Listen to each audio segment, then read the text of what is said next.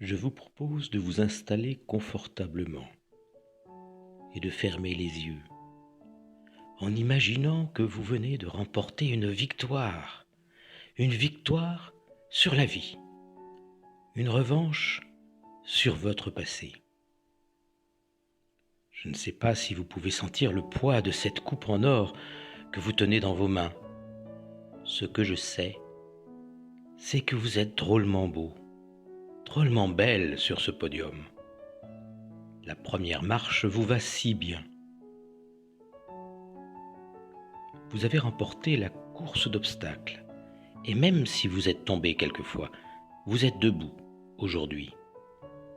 Et si vous écoutez le discours que je prononce, c'est parce que cette séance est une prémonition positive de la tournure de votre vie. Oui, cette séance est le dopant nécessaire à vous accompagner dans le dernier sprint, un dopant naturel qu'on nomme confiance en soi. Et même si certains ont tenté de vous empoisonner pour vous affaiblir, la force de votre mental vous a évité de fléchir.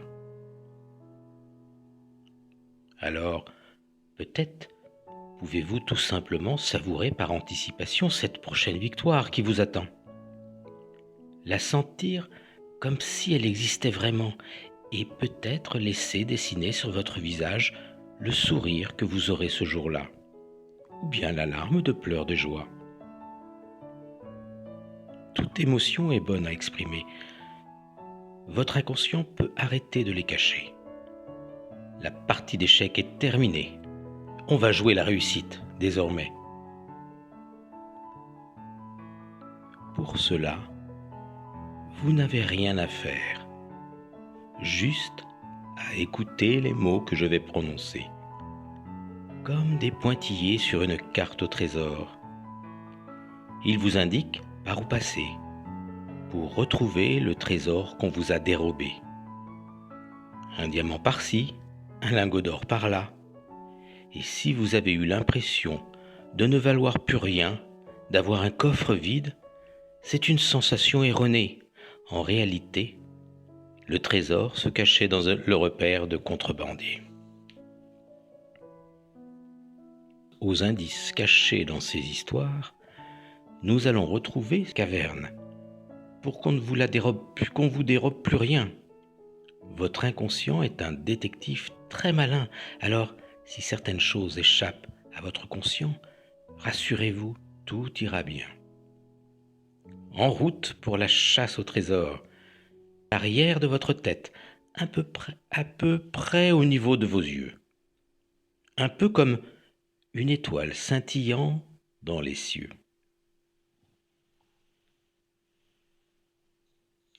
Alors, je vais vous raconter une première histoire. J'aimerais commencer par vous parler d'un homme qui avait décidé de construire sa maison en haut d'une colline. Cela lui permettait de dominer la vallée et de surveiller la venue des étrangers. Il avait entrepris de la bâtir seul, prétextant qu'on n'est jamais mieux servi que par soi-même. Il faut surtout dire qu'il ne faisait confiance à personne et qu'il avait très peur qu'on utilise de mauvais matériaux, des poutres vermoulues ou des tuiles percées. Alors il préférait choisir lui-même chaque pierre qu'il utiliserait. Alors forcément, cela prenait du temps, beaucoup de temps. D'autant plus qu'il avait vécu dans une maison où les fuites se reproduisaient. Il avait même souvenir d'une qui inondait son lit. Et les grands s'étaient moqués de lui en disant qu'il avait juste fait pipi. Personne ne l'avait pris au sérieux. Et comme d'habitude, on ne l'avait pas écouté. Alors, il avait étudié la maçonnerie, les couvertures, l'isolation. Il était prêt à mettre 3 couches si nécessaire, mais il ne se laisserait plus faire. Un jour qu'il était parti chercher du bois pour sa charpente, il découvrit à son retour qu'il manquait un étai sous le plancher du premier étage. On lui avait volé. Heureusement, il en restait 4. Mais 3 jours plus tard, un autre était disparu. Il n'en restait plus que 3. Il commençait à s'inquiéter, à se demander, s'effondrer. Mais elle semblait tenir le coup. Même 2 étaient volés de plus, soit 2 étaient en moins. Maintenant qu'il n'en restait qu'un, il décida de rester à côté et de veiller jour et nuit. Mais du coup, il commençait à lui manquer certains matériaux et il était bien obligé de suspendre les travaux. Laissant passer 7 jours, il décida de prendre le risque de se faire voler le dernier étai. Plus vite il achèverait sa maison, plus vite les voleurs resteraient à l'extérieur. Mais quand il revint, plus rien. Je veux dire, plus d'étais, mais une maison qui avait résisté. Le ciment avait joué son rôle. La maison était suffisamment solide pour se passer d'étais. Il fallait qu'il réalise que le ciment était bien fait. Il a le pouvoir de remplacer ceux qui nous soutenaient quand ceux-ci ont déserté. Alors peut-être qu'une partie de vous se demande pourquoi une partie de moi vous raconte cela. Peut-être tout simplement parce que les déserts sont remplis de cactus. Ils piquent fort à l'extérieur, mais ils n'ont pas besoin de beaucoup d'eau, car ils sont déjà remplis de larmes à l'intérieur.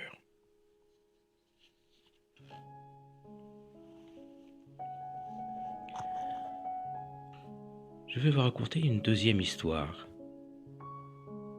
Acceptez de mériter le meilleur.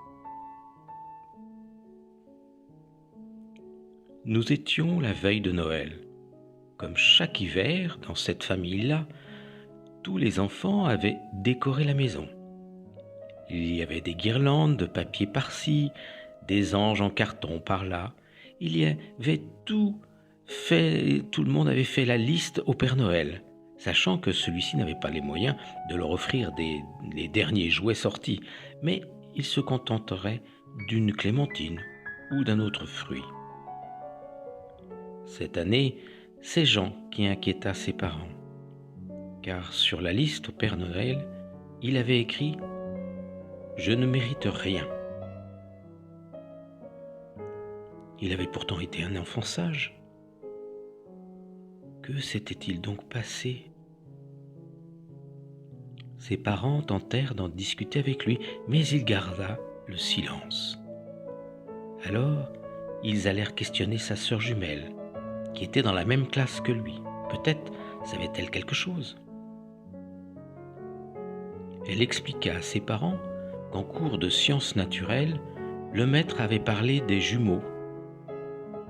Et il les avait cités en exemple, en disant qu'étant garçon et fille, ils n'étaient pas de vrais jumeaux. Jean s'était senti alors un faux et avait dit en claquant la porte « Moi, je suis la poche de trop ». Le maître lui avait couru après et il lui a fait copier 100 fois « J'ai ma place, j'ai ma place ». Mais on dirait que cela n'avait pas suffi. Il se sentait de trop et pensait même ne pas mériter de cadeau. Alors ses parents eurent une idée, de faire fabriquer à tous les enfants un arbre généalogique géant qui prendrait tout le mur du salon. Chacun y aurait le même espace au millimètre près pour y dessiner ce qu'ils voulaient à la place de leur portrait. Oui, chacun avait autant de place. Même si Jean s'était senti de trop, il avait sa place. Alors je ne sais pas ce qu'il dessina, l'histoire ne le dit pas. Mais je me dis que beaucoup de personnes n'accepteraient pas le bonheur, n'acceptent pas le bonheur, pensant ne pas le mériter. Moi, je crois que si le bonheur était un trophée, nous en aurions tous un sur notre cheminée, car nous méritons autant qu'un autre d'y accéder.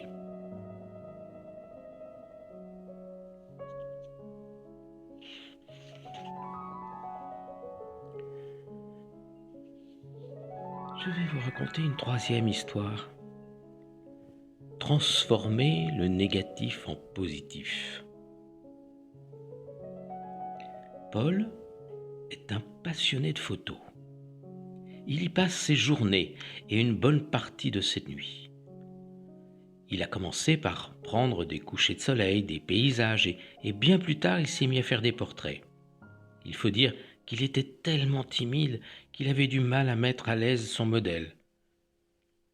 Il passe beaucoup de temps dans sa chambre noire à développer ses photos. Il trouve cet instant magique quand le négatif révèle le positif. La lumière inactinique permet les étapes de l'exposition au fixage. Tout cela est un peu complexe pour moi, mais si j'ai bien compris, Paul est un magicien. Il m'a cependant confié un secret. Il y a beaucoup de pellicules qui ne développent jamais. Il préfère garder les négatifs sans les transformer. Je lui ai dit que je n'y connaissais rien en photo, mais que je trouvais étrange de ne pas transformer le négatif.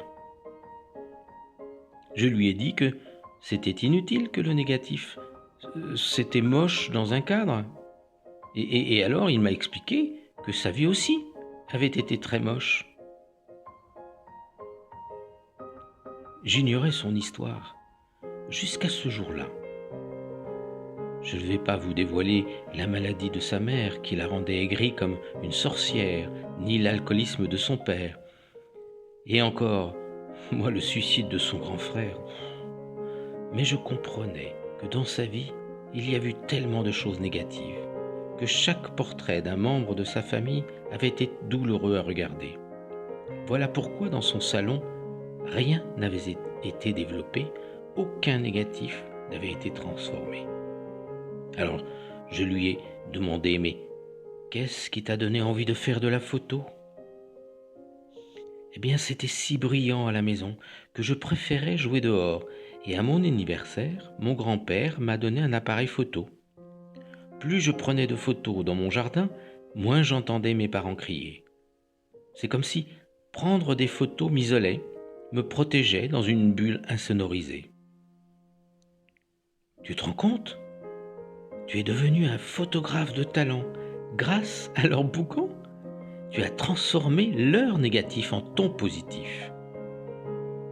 Et Paul a bien été obligé de reconnaître que c'est en les fuyant qu'il s'est trouvé que dans son enfance désastreuse, eh bien cela l'avait poussé au succès.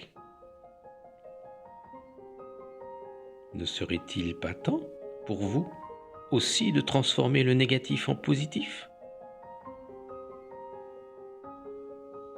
Encore une histoire ?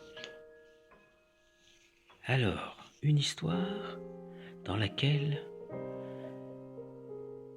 voir l'autre s'est trompé de méthode, mais a tenté de faire ça pour notre bien. Voir que l'autre s'est trompé de méthode, mais a tenté de faire ça pour notre bien.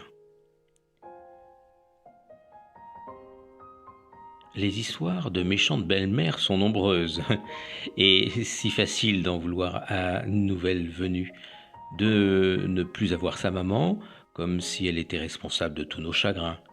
Blanche-Neige, Cendrillon, toutes ont connu cette situation. Mais j'aimerais vous montrer l'envers du décor. Marie n'était pas une princesse, ni quoi que ce soit qui brille, mais elle avait quand même une belle-mère plutôt jolie, qui n'avait rien d'une sorcière. Mais voilà qu'un soir, en rentrant de l'école, Marie cherche partout sa poupée de chiffon, et elle la voit dépassée d'un carton. Sa belle-mère l'avait mise à donner. Elle lui en veut, la déteste. Comment a-t-elle pu lui voler la poupée qu'elle aimait ? Elle se met à hurler, à taper du pied. Son père arrive dans la pièce furieux de tout ce bruit et Marie lui explique que sa méchante belle-mère lui a volé sa poupée. Son père tente de la calmer, mais rien n'y fait. Elle n'écoute même plus ses explications. Elle déteste sa belle-mère, qui fait tout pour lui pourrir la vie, qui doit la détester aussi. Marie grandit avec sa colère et un jour devient mère à son tour. Son fils Lucas n'a que 3 ans lorsqu'on découvre qu'il est allergique à la poussière et aux acariens. Marie, qui a gardé contact avec son père, lui en parle et celui-ci lui dit Oui, toi aussi, tu étais allergique quand tu étais petite. On a même dû donner ta poupée car elle te faisait sans cesse éternuer. À la place, ma femme t'a acheté une poupée en plastique, mais n'as jamais voulu jouer avec, tu disais que ne l'aimais pas. Et ce jour-là, Marie comprit bien des années après que ce qu'elle avait pris pour de la malveillance était en réalité de la bienveillance. Il faut parfois de nombreuses années avant de découvrir que l'autre s'est trompé de méthode, mais a tenté de faire ça pour notre bien.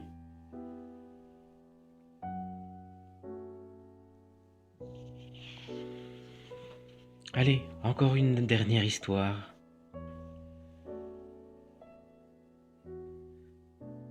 Une histoire sur s'autoriser à se tromper et comprendre que plaire à tout le monde est une illusion, comme la perfection. Ne dit-on pas le parfait est l'ennemi du bien? Lily est une chanteuse qui a réussi en faisant de la variété. Elle n'a jamais écrit de ses textes, n'a jamais composé. On l'a repérée car elle était bien roulée.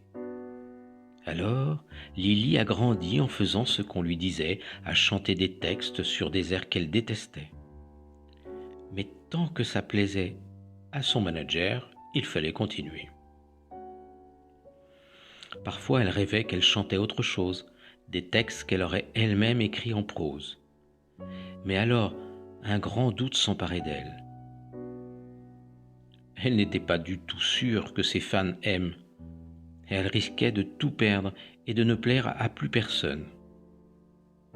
Il faut dire que petite, son père lui répétait souvent qu'elle était stupide, qu'elle était bonne à rien, qu'elle n'arrivait jamais à rien dans sa vie.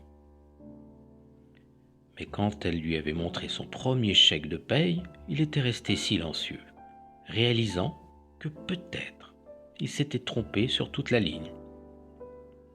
Sa fille était peut-être moins stupide qu'il ne le disait. Alors, si en voulant être elle-même, elle lui confirmait que finalement, elle avait échoué, si les ventes de ses disques s'effondраient, en découvrant qu'elle n'était qu'une marionnette playback. Une extinction de voix plus tard et 3 concerts annulés. Elle fut bien obligée de reconnaître que sa voix refusait de chanter cette variété. Alors, elle prit le risque de monter sur scène et de chanter ce qu'elle avait composé. C'était aux antipodes de ce qu'on connaissait. C'était doux, c'était triste, oui, et loin d'être une risée, c'était tout un public qui s'était levé pour l'acclamer. C'est son authenticité qui la rendit vraiment célèbre, car chaque fan se retrouvait dans ses chansons. Je ne sais pas si un jour son père lui dira qu'il est fier d'elle. Beaucoup de pères ne sont pas très doués pour dire ces choses-là. Mais j'espère qu'elle comprendra que l'important, c'est d'être fier de soi. Alors peut-être, vous n'avez pas eu les encouragements, les félicitations de vos parents.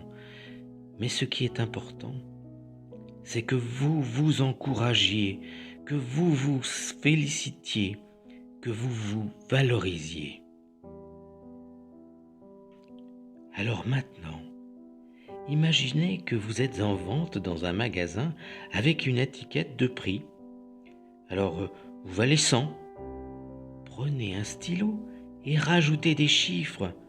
Vous valez 1000, 10 000, 100 000, 1 million. À partir de maintenant, vous êtes revalorisé. Vous êtes un trésor.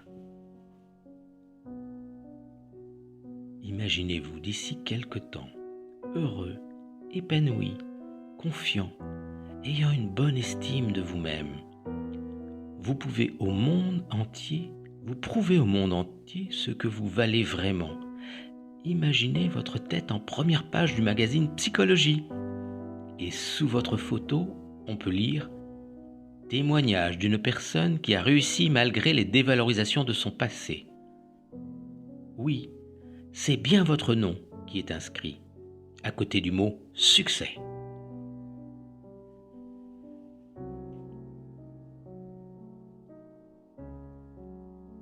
d'ici quelques instants. Vous allez pouvoir revenir à la réalité. L'histoire ne fait que commencer et c'est vous le héros, c'est vous l'héroïne de cette suite. Vous avez retiré votre costume de victime car vous avez acquis toutes les forces pour devenir une conquérante, un conquérant, un gagnant, une gagnante. L'enfant que vous avez été a grandi. Aujourd'hui, il est capable de s'imposer, de se faire respecter et de se défendre. Il est capable de distinguer le faux du vrai et de refuser qu'on veuille le descendre.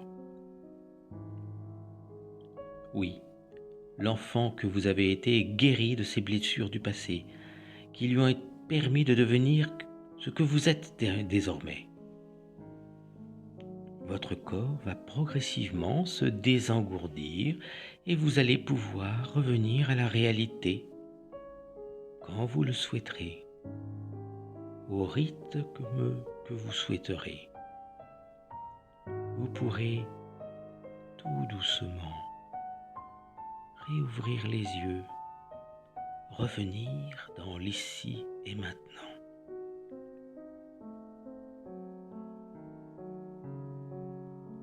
Tout doucement, bougez les doigts des mains, bougez un peu les mains, les bras.